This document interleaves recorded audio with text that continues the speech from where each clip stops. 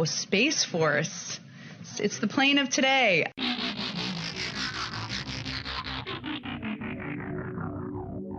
Hello and welcome to What the F*** Just Happened Today, your essential guide to the daily shock and awe in national politics. I'm Joe Amditis. Let's get to it. It's Wednesday, February 3rd, 2021. Welcome to Day 15. Joe Biden urged congressional Democrats to press ahead with the $1.9 trillion coronavirus relief plan, saying, "I'm not going to start my administration by breaking a promise to the American people."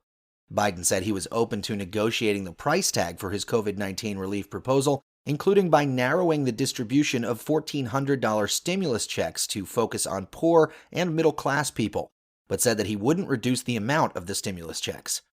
"I think we can better target the number," Biden said, "but we need to act. We need to act fast." The Senate approved a power-sharing agreement for governing the upper chamber that will allow Democrats to take control of the committees. Without the so-called organizing resolution for the evenly split Senate, Republicans had remained in control of committees and the confirmation process for Biden's nominees. Moving on, more than 370 Democratic congressional aides signed an open letter to senators urging them to convict Trump for inciting a violent attack on our workplace that threatened the peaceful transition of power. They wrote, "As congressional employees, we don't have a vote on whether to convict Donald J. Trump for his role in inciting the violent attack at the Capitol, but our senators do. And for our sake, and the sake of the country, we ask that they vote to convict the former president and bar him from ever holding office again." The staff members described ducking under office desks, barricading themselves in offices, and watching as rioters smashed their way through the Capitol on January 6th, blaming Trump and his baseless, months-long effort to reject votes lawfully cast by the American people. Meanwhile, the House plans to vote on Thursday over whether to strip Marjorie Taylor Greene of her committee assignments after Minority Leader Kevin McCarthy failed to remove her over her past comments that the Sandy Hook and Parkland school shootings were a hoax, and her endorsement of violence against Democrats, including Speaker Nancy Pelosi. Steny Hoyer, the number 2 Democrat, said that it's clear that there is no alternative to holding a floor vote on the resolution to remove Representative Greene from her committee assignments on the Education and Labor Committee and the Budget Committee. The House also adopted rules that would fine lawmakers up to $10,000 for bypassing security measures that were enacted after the January 6th storming of the Capitol. The measure passed by a 216 to 210 vote, with all but 3 Democrats in attendance voting in favor and all Republicans in attendance voting no.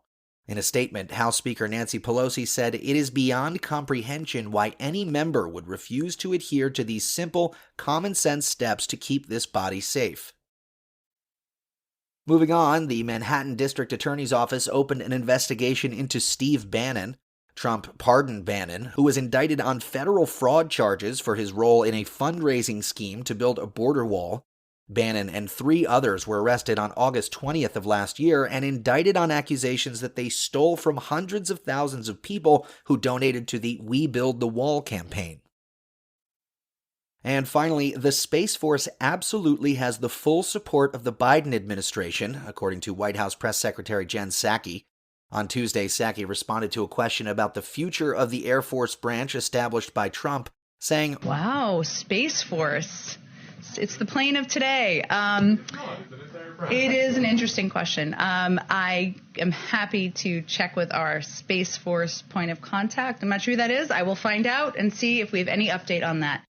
The House Armed Services Committee's top Republican later called on Psaki to immediately apologize for her remarks, which he saw as dismissive of the Guardians in the Space Force. And in the polls, Monmouth University says 24% of Americans say they will likely never get the coronavirus vaccine if they can help it.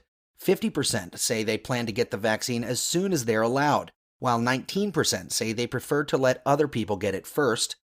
And Quinnipiac says 78% of Americans support the $1,400 stimulus checks that Biden is calling for, including 90% of Democrats and 64% of Republicans.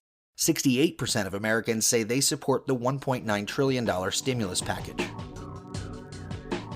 That's all for now. You can find the links and sources for all of these stories on the main website. And as always, visit whatthefjusthappenedtoday.com for the latest news and headlines. Until next time, I'm Joe Anditas.